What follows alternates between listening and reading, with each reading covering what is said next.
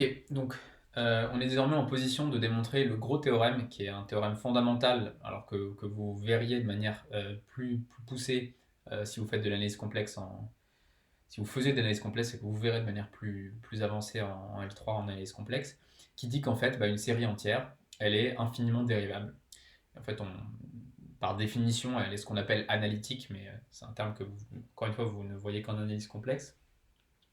Et donc le théorème, c'est le suivant. Donc ici, comme je le disais tout à l'heure, puisqu'on ne parle pas de dérivabilité de la variable complexe, on se place pour x variable réelle. Donc on s'intéresse à la somme des n x puissance n.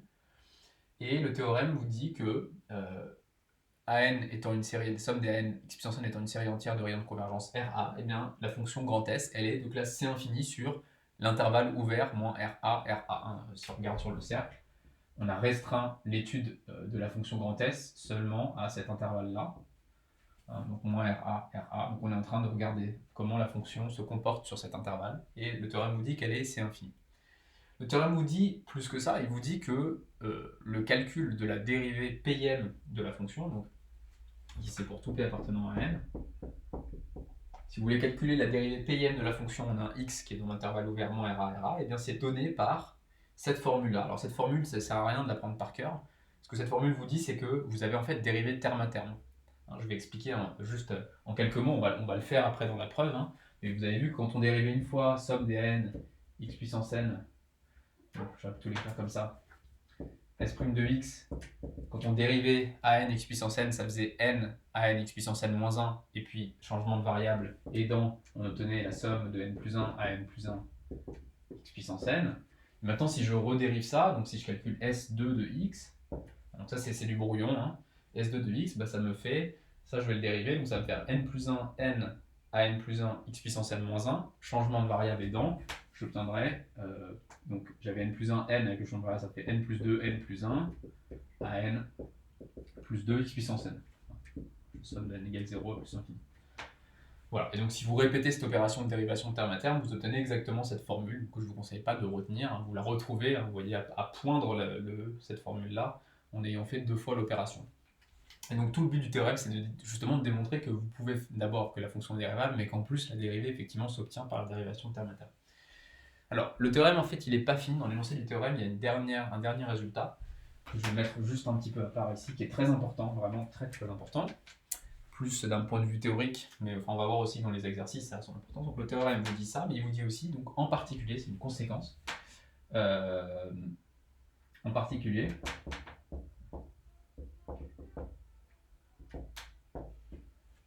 et ce en particulier, je vais le démontrer maintenant, je vais vous faire remarquer que si cette formule est vraie, je peux l'évaluer en x égale 0. Quand je fais x égale 0 dans une série entière, c'est simple, tout s'en va, puisque j'ai 0 puissance n, sauf pour le terme n égale 0, qui fait 1. Donc ici, le terme n égale 0, donc le 0 puissance 0 fait 1, et donc il vous reste seulement, pour n égale 0, p fois p moins 1, etc., fois 1 fois, pour n égale 0, ap. Donc vous obtenez en particulier que la dérivée de Pm en 0, c'est p factoriel fois ap. Et donc, pour peu que vous divisez par p factoriel, vous découvrez que le Pm coefficient de la suite, ap, il s'obtient comme la dérivée Pm de la fonction en 0 divisé par p factoriel. Donc en particulier, pour tout p appartenant à n, pour tout n appartenant à n, si vous voulez, à n, c'est s dérivé n fois en 0 sur n factoriel. Donc pour l'instant, ça paraît un peu abstrait ce résultat-là, mais on va voir en quoi il est fondamental dans un corollaire de ce théorème. Donc je vais y revenir après. Ce que je vais faire, c'est que je vais pour l'instant vous faire la preuve de ce résultat-là. Donc allons-y. Et ça va être, la preuve est assez jolie parce que elle représente vraiment la mise bout à bout d'un certain nombre d'arguments qu'on a vus dans ce cours et puis dans le cours sur les séries de fonctions.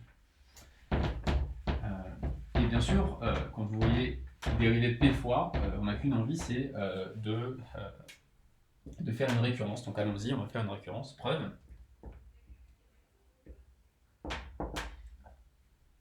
Donc pour montrer que la fonction est C infinie, je vais montrer qu'elle est dérivable p fois pour tout p. Donc mon hypothèse de récurrence, montrons que montrons ce que je vais peut-être noter. On va utiliser des notations un peu de type terminal. La proposition P qui dépend de l'indice petit p, qui est que S est dérivable de P fois, sur moins RA, RA, et la dérivée PIM de F de P en X, et pour tout X appartenant à moins RA, RA, et bien SP de X, c'est la somme, ce que j'ai écrit tout à l'heure, je ne le réécris pas. Alors, il s'agit de remarquer que, en fait, si on se donne comme convention que dérivable 0 fois, ce serait, allez, on va dire de classe, on va le dire de classe CP. On va l'écrire comme ça. Hein, donc pour P égale 0, on veut montrer que S est continu sur cet intervalle-là, et puis que S dérivé 0 fois de X, c'est la somme des... Hein, et la formule, je crois qu'il faut que je l'écrive en fait, malheureusement. Donc je vais l'écrire en dessous. SP de X, c'est la somme, pour n allant de 0 à plus l'infini, des n plus p moins 1, etc. jusqu'à n plus 1 à n plus p x puissance n. Okay. Donc ce que j'étais en train de dire, c'est que pour p égale 0, dire que S est de classe C0, c'est-à-dire elle continue sur moins RA, RA, on le sait ça, on l'a démontré tout à l'heure. Donc ça c'est bon. Et puis bah, effectivement, S de X, pour P égale 0, j'ai bien la somme de n égale 0 à plus l'infini. Quand P est égal à 0, ce truc-là fait juste 1 fois AN fois x puissance n. Ok, donc P de 0 est vrai.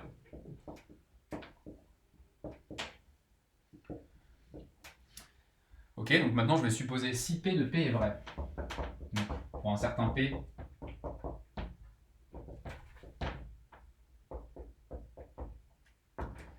mon rêve, c'est de démontrer qu'une certaine série de fonctions est de classe C1. Je veux montrer que S dérivée de P fois est de classe C1 et que de plus, sa dérivée, c'est-à-dire SP plus une fois de X, est donnée par cette formule-là où je remplace les P par P plus 1. Okay, donc vous voyez qu'on est en train d'essayer de montrer qu'une série de fonctions est de classe C1 et qu'on peut la dériver terme à terme. Donc on va essayer d'utiliser le théorème de dérivation terme à terme ici avec C1 pour les séries de fonctions. Donc je vous rappelle que j'ai 3 trucs à démontrer pour ça. Et je vais peut-être donner une notation pour simplifier un peu les choses. Donc pour x appartenant à moins RA, RA, on note, et pour n appartenant à n, on note Vn. Donc P est fixé, j'ai supposé que P de P est vrai pour un certain P. Et je définis Vn comme étant justement cette suite-là. Cette suite de fonctions, pardon. Donc Vn de x est égal à n plus p moins 1, n plus 1 à n plus p x puissance n. Ok. Alors, je vais vouloir utiliser le théorème de dérivation terme à terme, de C1 ation terme à terme. La première chose à vérifier, je vous rappelle que quand vous voulez dériver une série des un de x, c'est de vérifier que la série des un converge simplement. Mais ici, pour donc Vn, si je regarde Vn de x en valeur absolue, et que je cherche un équivalent, je me demande si cette série converge simplement. Donc pour x, je vais d'abord fixer x, ou en tout cas pour tout x appartenant à moins RA, RA, je constate que Vn de x, c'est équivalent quand n tend vers plus l'infini. Donc n plus p, un p est fixé, ça vaut, je sais pas, 12. Donc n plus p, ça équivaut à n plus p moins 1, ça équivaut à n. Bref, tout ça, tout ce produit-là, il équivaut à n puissance p. Il y en a p de termes ici, à n plus p, x puissance n. Tout ça avec des valeurs absolues. Bon, un module d'ailleurs, hein. AN peut être complexe. Donc, ce qu'on obtient, c'est que cette série-là, la série de droite, elle est convergente. Pourquoi? Parce qu'on sait que le rayon de convergence de AN x puissance n, c'est RA, et on sait que si on multiplie par n puissance p, le rayon de convergence est le même. Donc, comme x est dans moins RA, RA, cette série converge. Hein, la série de n puissance p, n puissance p, x puissance n converge, car le rayon de convergence de cette suite-là, donc de n puissance p, je note un peu abusivement sur la suite comme ça, hein, le rayon de convergence de la suite qui a n associé à n puissance p à n plus p est égal à RA. Alors ça, c'est le corollaire de tout à l'heure. La multiplication par n puissance p ne change pas le rayon de convergence. Donc j'ai bien le premier point que je voudrais démontrer, à savoir quoi?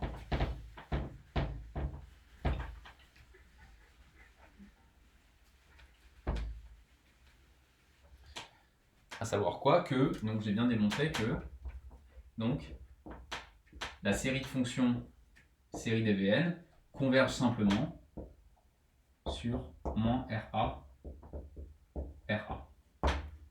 Ça, c'est le premier point. Deuxième point.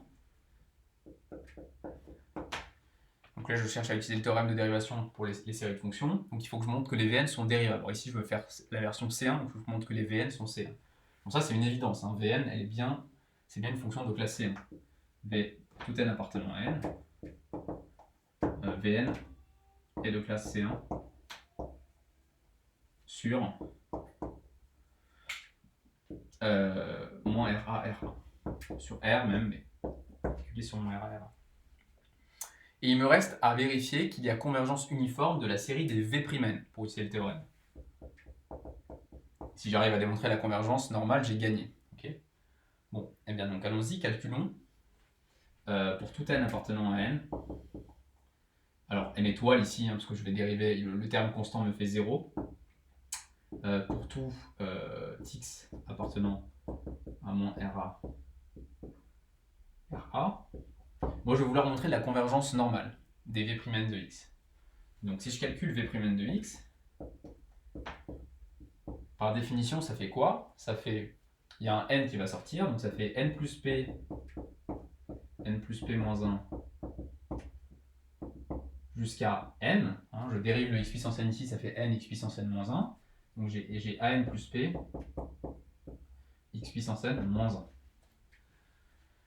Tout ça avec, avec un module. Bon. Et ici, la question c'est est-ce que oui ou non, cette série-là, elle converge normalement. Donc, je veux être capable de majorer ça par quelque chose qui converge normalement. Mais en fait, ici, vous voyez que j'ai rien d'autre, modulo en équivalent, hein, j'ai rien d'autre que la série des n puissance p plus 1 à n plus p x puissance n. Okay, comme la série des n puissance p plus 1 à n x puissance n converge normalement sur... alors ici, je suis désolé, j'ai voulu aller un petit peu trop vite. Donc comme d'habitude, en fait, on va démontrer qu'on arrive à dériver sur tout moins RR avec R plus petit que RA. Je suis désolé. Ici, il faut juste que je change RA en petit r. Hein, ici, je fixe R strictement plus petit que RA est fixé. Donc tout ce que j'ai écrit est juste, mais c'est juste à la fin que ça va marcher seulement pour petit r. Donc Vn est de classe C1 sur moins R, R, pour tout x appartenant à moins R, R. Et donc c'est là que les choses sont un petit peu plus complexes, c'est que ici, je veux établir la convergence normale de ce truc-là. Alors vous voyez que la convergence normale de ce truc-là, elle est assurée par le fait que l'objet de droite converge normalement. Pourquoi? Parce que cette série-là converge normalement à l'intérieur du domaine de convergence. Hein, donc ce truc-là, je ne peux pas dire que ça converge normalement sur moins RA, RA, ça aurait été faux. Par contre, je sais que ça converge normalement sur moins petit r, R, tout R strictement inférieur à RA. C'était une des premières propositions qu'on a vues dans une séquence précédente. Donc ça c'est Vn sur moins RR. Donc j'en déduis quoi?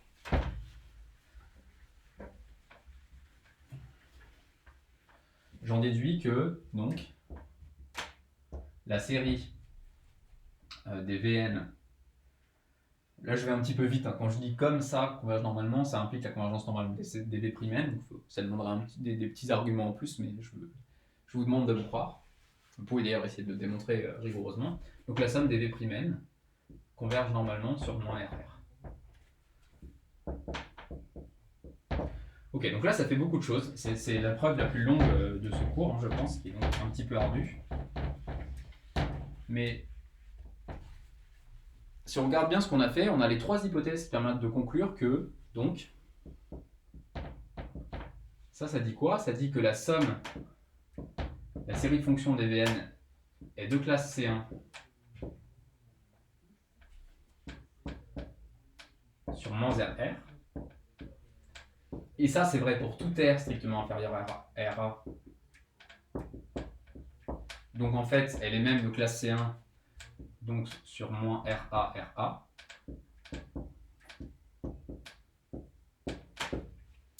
Et j'en déduis quoi? J'en déduis que je peux dériver terme à terme.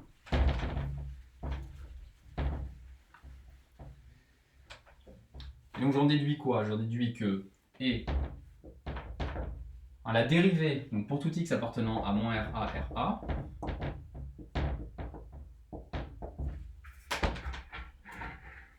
pour tout x appartenant à moins RA, j'en déduis que S dérivée P fois P plus une fois de x, qui est bien la dérivée, ça c'est la dérivée de la somme des Vn de x. Donc c'est égal à, je dérive terme à terme, donc c'est égal à la somme de n égale 0 à plus l'infini, alors pardon, ici de n égale 1 plus l'infini des V'N de x. Donc là j'ai vraiment dérivé terme à terme. Et ben ça, il suffit de recopier cette formule là. Alors on a dit que la somme des V'N de x, ça faisait quoi? Ça faisait la somme de n pour n allant de 1 plus l'infini. Donc V'N, on avait n plus p moins 1 jusqu'à n plus 1, n à n plus p, x puissance n moins 1. Mais maintenant, on peut changer de variable en posant n' égale n moins 1. Et donc ça, c'est la somme pour n allant de 0 à plus l'infini de quoi? Eh bien, donc, si je pose n' égale n moins 1, ici j'ai n plus p plus 1, n plus p, etc. jusqu'à n plus 1 fois an fois x puissance n. Voilà, ça fait une preuve très un peu ardue, mais qui vous dit qu'effectivement, la dérivée p plus unième de s, elle est donnée par la formule qui était annoncée. Donc vous avez fini la récurrence à ce stade. Et vous voyez que ça repose grandement sur à la fois les théorèmes de dérivation sous le signe somme pour les séries de fonctions et les propriétés qu'on a démontrées sur les séries entières, à savoir qu'on a de la convergence normale strictement à l'intérieur du domaine de convergence, c'est-à-dire sur tout moins R avec R strictement inférieur à R. Voilà, donc ça c'est un résultat important en lui-même. On peut dériver terme à terme les séries entières. Le corollaire qui vous dit qu'on peut calculer les coefficients à partir des dérivées successives de la fonction grand S en 0 divisé par n factoriel, on va y revenir, c'est important aussi. Donc je coupe ici cette séquence et je vais juste faire une séquence qui suit où il va y avoir à la fois un exemple d'utilisation de ce résultat, puis le corollaire fondamental qui procède de cette dépendance des coefficients an en les dérivées successives de la fonction en 0.